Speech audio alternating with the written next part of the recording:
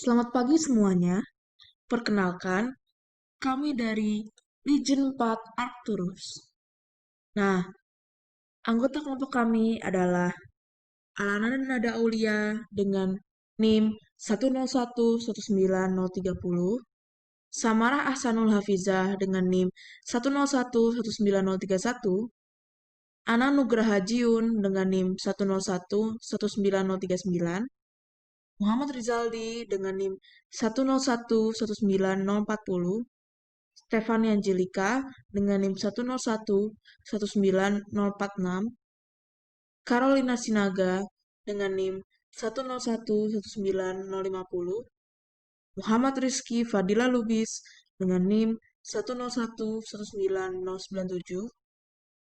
Nah, mahasiswa tuariannya yaitu Rahmat Esar Sasabil dengan NIM 108-19031, lalu Sarah Batrisya Halid dengan NIM 108-19044. Yang terakhir, Muhammad Revidian Aldito dengan NIM 108-19045. Nah, kita lanjut dengan visi dan misi Ketua Himpunan Himatika ITB, yaitu Kak Reynara Ezra Pratama. Nah, apa sih yang mau Kak Ezra bawa di kepengurusan tahun ini? Itu adalah visi berupa pandangan untuk Himatika ITB selama 1 tahun ke depan. Visinya adalah Himatika ITB sebagai rumah inisiasi sentral karya kematematikaan. Nah, kalau kita lihat dari definisi himpunan, himpunan adalah perkumpulan mahasiswa jurusan yang didasarkan oleh persamaan keprofesian. Sekarang, permasalahannya adalah bagaimana caranya untuk membentuk suatu lingkungan yang nyaman bagi anggota-anggota Himatika ITB. Nah, caranya adalah memenuhi kebutuhan anggotanya. Dari narasi tersebut, definisikan sebagai kata rumah, di mana rumah ini diharapkan dapat menjawab kebutuhan anggotanya. Kebutuhan dapat berupa kebutuhan finansial, akademik, sosial, dan sebagainya. Dari rumah tersebut, setelah dibentuk suatu lingkungan yang nyaman dan kondusif, apa sih yang ingin dibawa? Di sini, Kak Ezra ingin membawa sebuah semangat agar kita berusaha memanfaatkan kemampuan kematematikaan di dalam bentuk suatu karya. Sekarang, bagaimana sih caranya untuk mencapai visi tersebut? Tentunya menggunakan misi-misi yang ada. Misi yang pertama adalah menyediakan wadah pemenuhan kesejahteraan dan akademik anggota Himatika ITB. Untuk membangun rumah yang nyaman dan memenuhi kebutuhan anggota, tentunya disediakan wadah agar kebutuhan kesejahteraan anggota terpenuhi. Lalu, misi yang kedua adalah menyediakan wadah pengembangan diri anggota Himatika ITB, di mana wadah pengembangan diri anggota konkretnya seperti saat mengembangkan minat dan bakat. Juga berupa penanaman nilai yang diharapkan dapat menjawab tantangan-tantangan masa depan. Misi yang ketiga adalah membangun suasana berhimpun yang berasaskan kekeluargaan dan budaya apresiasi. Nah, budaya apresiasi ini diharapkan dapat memotivasi anggota agar semangat dalam menghasilkan karya dan agar suportif satu sama lain. Lalu kita bergerak ke misi keempat, yaitu memantik dan mengembangkan potensi kematematikaan anggota Himatika ITB untuk menghasilkan karya. Di sini, Kak Ezra berusaha membuat para anggota tergerak untuk mengembangkan potensinya melalui pelatihan atau yang COVID sekarang ini webinar. Sebenarnya, apa sih peran aku sebagai mahasiswa matematika? Bagaimana cara aku mengaktualisasikan mimpi aku yang telah aku pelajari? Misi terakhir itu membangun hubungan yang kuat dan bermanfaat dengan pihak luar Himatika ITB. Pihak luar di sini bermakna luas, bisa dosen, alumni, organisasi kemasyarakatan di dalam dan di luar ITB.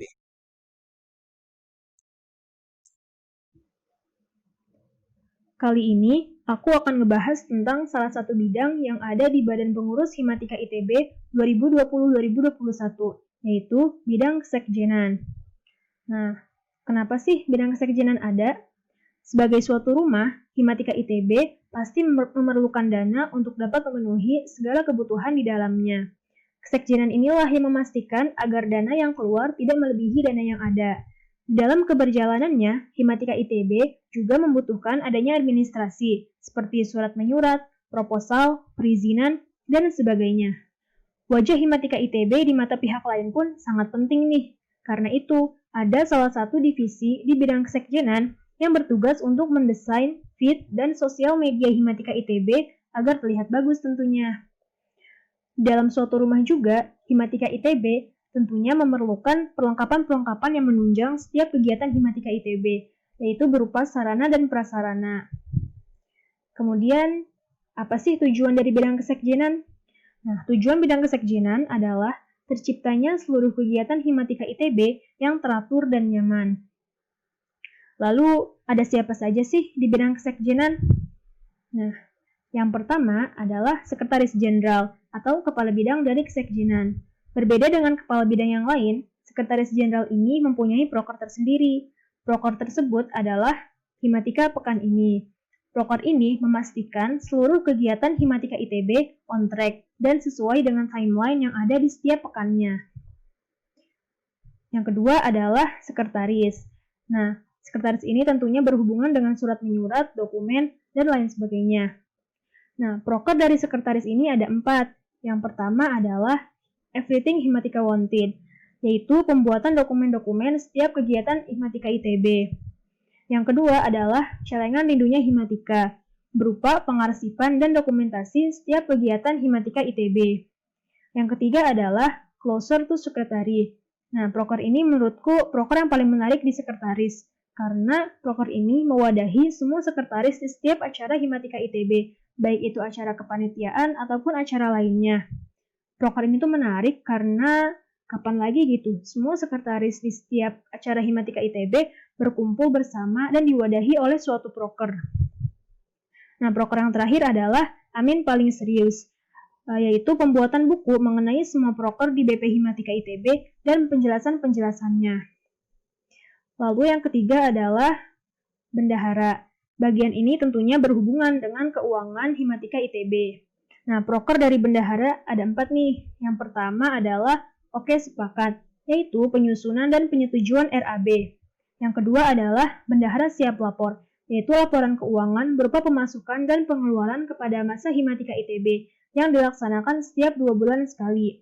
Yang ketiga adalah Cuma Goceng Aja Kok. Nah, ini tuh merupakan program bayar kas untuk setiap masa Himatika ITB sebesar Rp5.000 setiap bulannya. Yang terakhir adalah Semua Bahagia, yaitu proker ini membantu BSO-BSO di Himatika ITB untuk mendapatkan dana. Nah, menurutku proker yang paling menarik di Bendahara adalah Bendahara Siap Lapor, karena masa Himatika akan tahu kemana keuangannya itu masuk dan keluar, sehingga keuangan di Himatika ITB itu menjadi lebih transparan. Nah, yang keempat adalah Divisi Media Informasi. Divisi ini bertugas untuk koordinasi dari dalam maupun luar himpunan dan mengelola sosial media Himatika ITB seperti YouTube, OA Line, Instagram, dan lain-lain. Nah, program kerja Divisi Media Informasi ini ada 2. Yang pertama adalah New Flash, yaitu pengordinasian dan penyampaian informasi kepada masa Himatika ITB. Yang kedua adalah Bertema, yaitu sebagai muka dari Himatika ITB. Nah, menurutku proker yang paling menarik di Divisi Media Informasi adalah Bertema, karena proker ini tuh mengurus tema atau desain dari setiap sosial media Himatika ITB, tentunya agar muka Himatika ITB itu terlihat bagus di mata pihak luar. Nah, yang terakhir adalah Divisi Sarana dan Prasarana. Divisi ini bertugas menyediakan dan mengelola sarana dan prasarana Himatika ITB. Nah, divisi ini tuh hubungannya dengan Sekre Himatika. Program kerja dari Divisi Sarana dan Prasarana ada 2 nih. Yang pertama adalah Sarprasnya lengkap, yaitu membuat website himpunan dan mengurus perpustakaan online yang berisi buku-buku non-matkul. Yang kedua adalah Sarprasnya mantap. yaitu membuat dan memperbaiki SOP-SOP kegiatan di Himatika ITB. Nah, menurutku proker yang paling menarik di divisi sarana dan prasarana adalah Sarprasnya lengkap, karena divisi ini tuh menyediakan perpustakaan online sehingga membantu mahasiswa Himatika ITB untuk menambah wawasan selain melalui buku-buku mata kuliah. Nah, itu tadi adalah penjelasan mengenai bidang kesekjenan.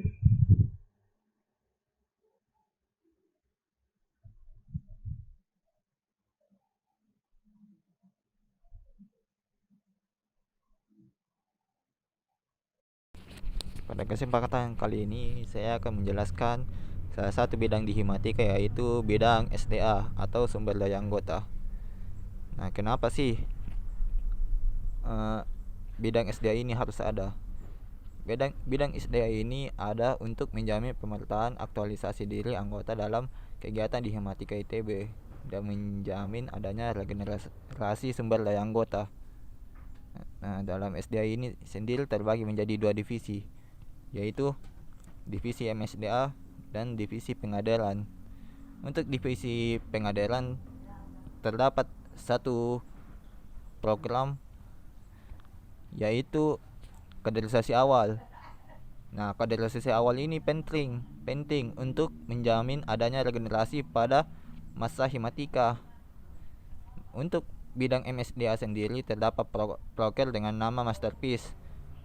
Nah, apa sih Masterpiece ini? Masterpiece itu adalah program untuk merancang dan mengorganisasikan staffing dan magang. Hal ini penting untuk memberikan pengalaman bekerja kepada masa Himatika. Halo, perkenalkan nama saya Muhammad Rizky Fadila Lubis dari Legion 4. Pada kesempatan ini, saya akan membahas salah satu bidang dari Badan Pengurus Himatika, yaitu bidang internal. Bidang internal ini dibagi menjadi 3 divisi, yaitu divisi kekeluargaan, minat dan bakat, dan kesejahteraan anggota. Kenapa bidang internal ini harus ada?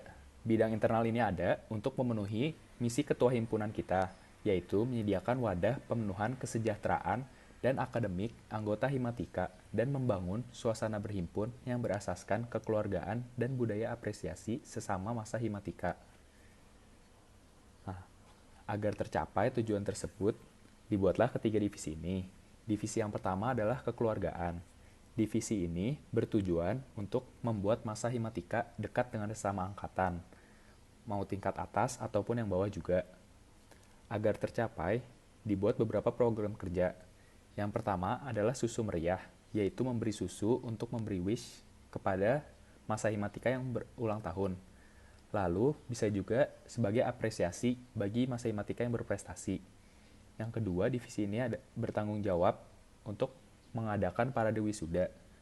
Yang ketiga, ada seru-seru Himatika, yaitu Super Makrab 3 angkatan terbaru Himatika. Yang keempat, mengatur acara ulang tahun Himatika. Yang kelima, malam pertemanan Himatika atau biasa disebut malam petaka, yaitu acara kumpul-kumpul di sekre bersama. Yang paling menarik untuk saya adalah seru-seru Himatika, karena di acara ini bisa berkumpul dengan banyak orang baru dan bisa sharing sehingga mendapat insight baru. Divisi selanjutnya adalah divisi minat dan bakat. Pada divisi ini sebenarnya lebih membantu kita untuk mengembangkan diri di luar bidang matematika itu, seperti hobi-hobi kita masing-masing. Program yang dilakukan adalah mental health yang telah dilaksanakan 1 kali. Training session, latihan, yang kalau selama pandemi ini yang masih ada itu adalah latihan e-sports, hidroponik, make up, melukis, dan sebenarnya masih banyak lain lagi. Lalu ada juga Himatika Talent Show, yang temanya itu sesuai dengan bidang yang akan dilombakan. Menurut saya yang paling menarik di divisi ini adalah training session, karena dapat mencoba hal-hal baru yang mungkin bisa menjadi hobi kita selanjutnya. Lalu divisi terakhir adalah kesejahteraan anggota, bertujuan untuk menjamin kesejahteraan anggota di bidang finansial, sosial, maupun akademik. Program yang pertama ada beasiswa Himatika ITB, dan ini ada 2 bentuk, yaitu memberi informasi beasiswa dari luar ataupun mengadakan beasiswa dari Himatika itu sendiri. Lalu yang kedua ada Himaticare. yaitu untuk menggalang dana bagi anggota yang mengalami musibah. Ada pengawasi akademik untuk menjamin akademik dari para anggota itu sendiri. Ada juga sharing tentang mental health. Yang paling menarik bagi saya adalah beasiswa Himatika, karena ini akan sangat membantu bagi banyak masa Himatika yang membutuhkan. Sekian presentasi dari saya untuk bidang internal ini. Terima kasih. Nah, bidang yang selanjutnya adalah bidang eksternal. Bidang eksternal ini bertujuan untuk menciptakan hubungan yang harmonis dan bermanfaat antara Himatika ITB dengan pihak luar. Hubungan tersebut bisa jadi hubungan antara Himatika ITB dengan dosen, kemudian hubungan Himatika ITB dengan para alumni, hubungan Himatika ITB dengan lembaga-lembaga yang ada di dalam ITB, dan hubungan Himatika ITB dengan universitas lain. Nah, untuk mengupayakan hubungan yang harmonis tersebut, dibentuklah 3 divisi di dalam bidang eksternal ini. Divisi yang pertama adalah divisi ekstra kampus. Divisi inilah yang akan mengupayakan hubungan yang harmonis antara Himatika ITB dengan universitas lain. Kemudian, divisi yang kedua adalah divisi hubungan alumni dan dosen, yang berfungsi untuk menjalin hubungan yang harmonis antara Himatika dengan dosen dan para alumni. Divisi yang ketiga adalah divisi intrakampus.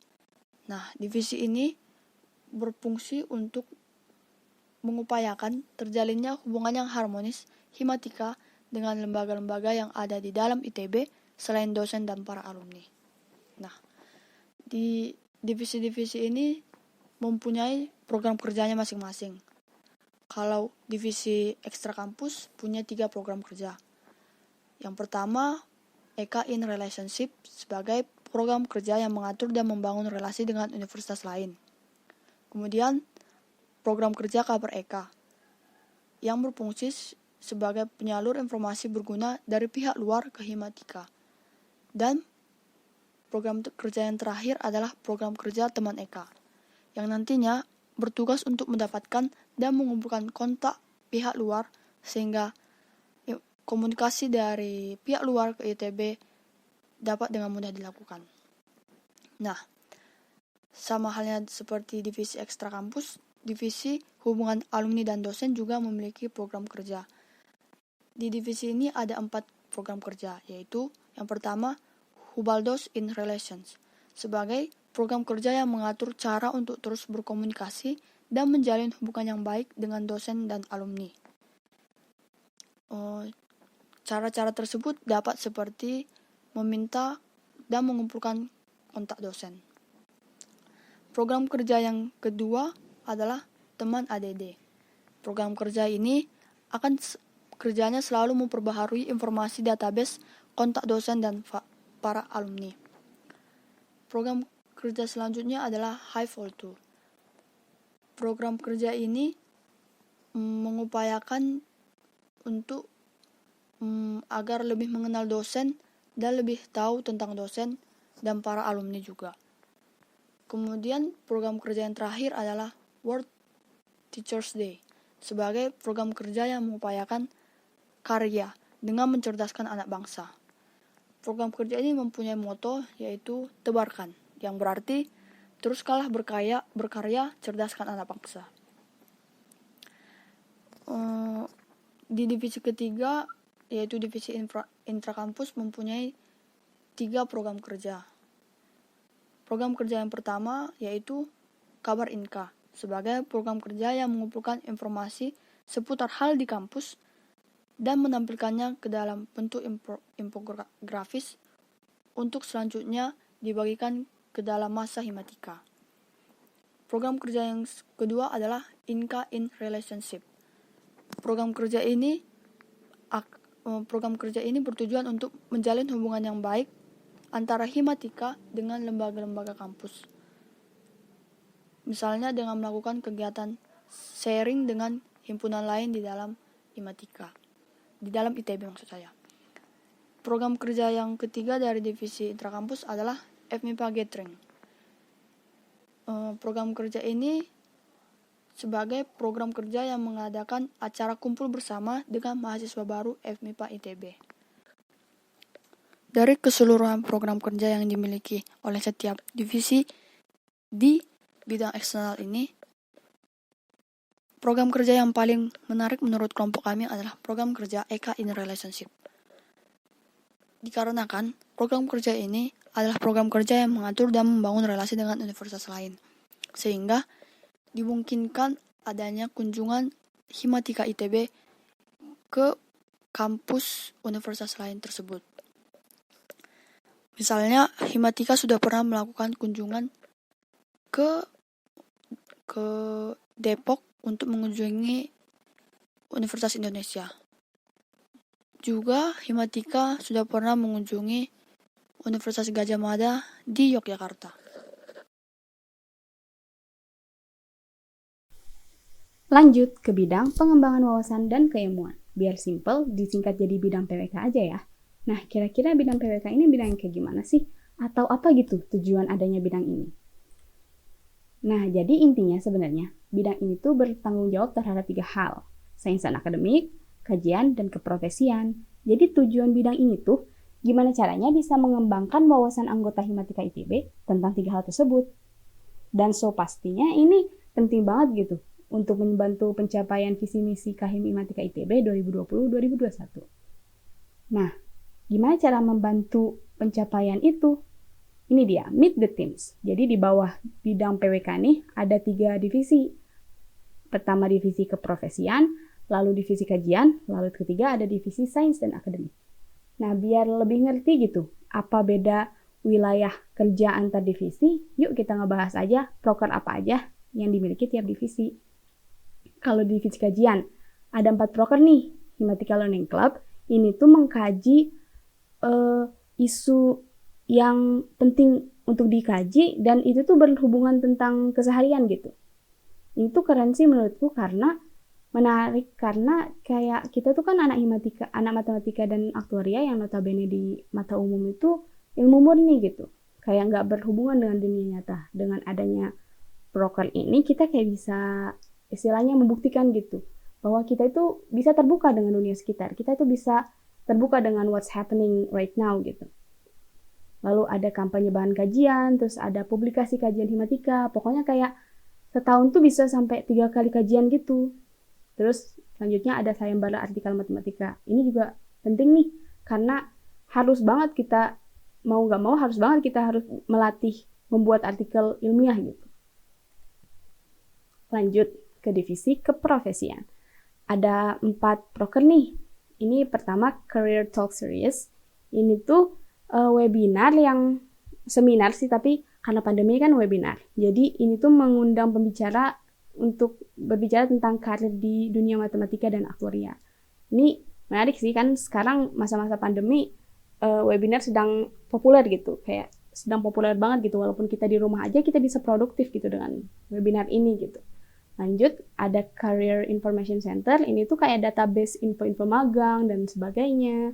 Lalu lanjut ada The Success Formula. Ini tuh melatih soft skill.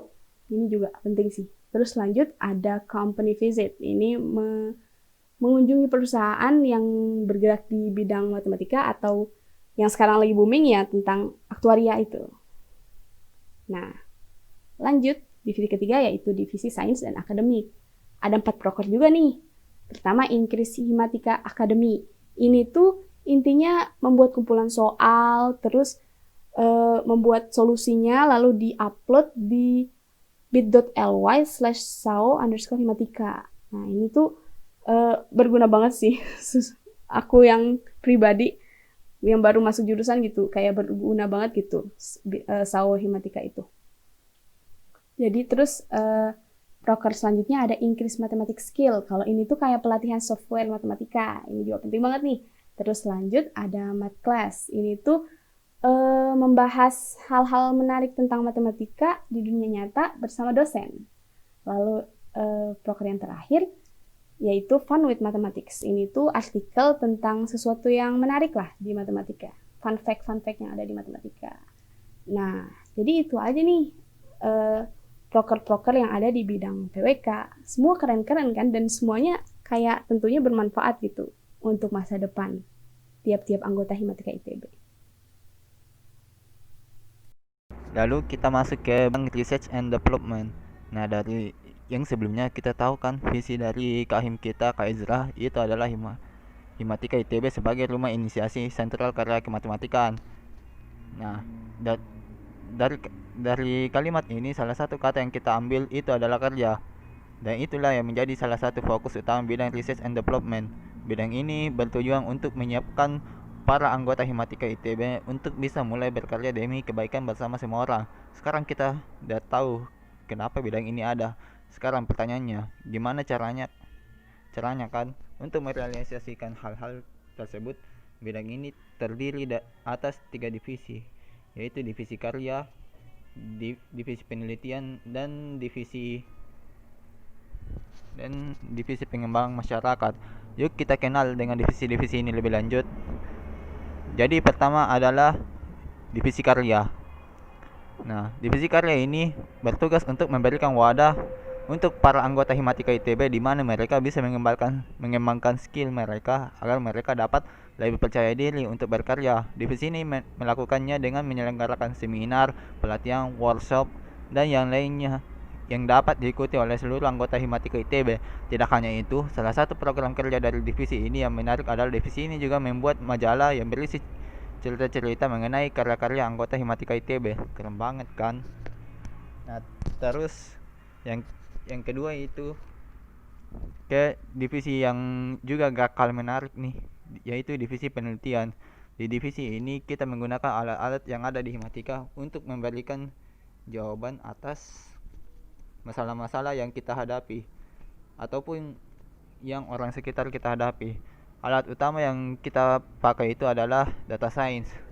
Pasti pernah dengarkan, karena itu salah satu merupakan program kerja dari divisi ini memiliki nama Hermes Quest, di mana Hermes Quest kita akan menganalisis masalah-masalah yang terjadi di sekitar Himatika ITB dan memberikan solusi terbaik menurut hasil analisis kita untuk dilihat semua orang. Menarik banget nih. Nah, and last but not least, yaitu divisi pengembangan masyarakat. Jadi bidang research and development bukan hanya membantu anggota Himatika ITB untuk berkarya, tapi juga ke masyarakat luas. Mulia banget ya. Nah, dari semua proker yang telah saya paparkan, salah satu proker andalan saya yaitu Hermes Quest, dan dimana proker ini menganalisis masalah-masalah yang terjadi di sekitar Himatika ITB dan memberikan solusi terbaik menurut hasil analisis. Ya, cukup sekian. Oke, aku selanjutnya mau membahas tentang Badan Perwakilan Anggota atau biasa disingkat BPA. Nah, kita mulai dari pengertian dulu nih. Apa itu BPA? Jadi, berdasarkan anggaran dasar Himatika ITB bab 4 pasal 7 ayat 3, Badan Perwakilan Anggota Himatika ITB atau yang disingkat BPA Himatika ITB adalah lembaga perwakilan anggota Himatika ITB yang bertanggung jawab terhadap rapat anggota. Nah, rapat anggota itu apa sih? Rapat anggota itu sendiri merupakan lembaga tertinggi Himatika ITB dan formatur ADART. Lanjut ke tugas dari BPA. Berdasarkan anggaran rumah tangga Himatika ITB bab 3 pasal 9, tugasnya itu ada 4. Yang pertama aspirasi, kedua pengawasan, ketiga audit, dan keempat pemira. Nah, kalau yang pertama ini aspirasi. Jadi tugas BPA di sini adalah menghimpun seluruh aspirasi dari seluruh masa himpunan. Nah, yang kedua ini pengawasan. Jadi tugas BPA di sini adalah mengawasi kinerja Badan Pengurus Himatika ITB. Yang ketiga itu audit. Jadi BPA ini kayak menghitung seluruh anggarannya gitu ya, seluruh anggaran himpunan. Nah, yang keempat pemira. Tugas BPA di sini adalah menginisiasi dan melakukan pengawalan keberjalanan pemira Himatika ITB. Lanjut ke anggotaan. Jadi berdasarkan anggaran rumah tangga Himatika ITB bab 3 pasal 10, ada 2 poin nih. Yang pertama, perwakilan dari 3 angkatan termuda. Yang kedua, tiap angkatan diwakilkan oleh 2-5 orang. Nah, selanjutnya, kata siapa sih anak-anak matematika tuh cuma bisa ngitung-ngitung doang, ngerjain soal, bikin soal. Nah, di Himatika ITB ini ada nih ajang yang seru-seruan tentang matematika, yaitu MCF. MCF ini apaan sih? MCF ini bukan kayak MCCF yang ada di Tubis ya guys, yang restoran itu, bukan. MCF ini sendiri adalah Mathematical Challenge Festival. MCF ini sendiri adalah ajang kolaborasi Himatika ITB dan Prodi Matematika ITB dalam menyusun sebuah acara yang mengenalkan matematika ke dunia luar. Acara yang diselenggarakan oleh MCF ini sendiri bisa berupa perlombaan, seminar, dan lain-lain. Nah, MCF ini sendiri sudah ada nih sejak tahun 2002, dan biasanya sih diadainnya 2 tahun sekali, tapi tahun lalu juga udah diadain lagi nih, tahun 2019. Untuk tujuan serta visi misi dari MCF ini diserahkan kepada ketua panitia yang berwenang. Nah, makanya guys, kalau misalnya ada acara MCF ini lagi di tahun-tahun berikutnya, kalian jangan lupa ikut ya. Stay tune buat info yang akan diberikan oleh Himatika ITB. Kenalin, nama aku Steven Alexander Leong dari Legion 4 Arcturus. Oke, sekarang aku bakal jelasin perbedaan bisnis model BSO di Himatika. Lanjut, kita ke Key Partners. Oke, kalau di Key Partners ini bedanya sih gak gitu jauh ya. Kalau untuk di Medco ada Himatika ITB, ITB United, gak ada foyernya. Kalau di ITB United ada Himatika ITB, Medco, dan foyer. Nah, kalau di foyer ada Himatika ITB, Medco, ITB United, dan ada NGOs, tech, dan juga funding companies, ada ABC, dan juga Matematika ITB. Oke, next, aku bakal kasih tahu perbedaan di key activities.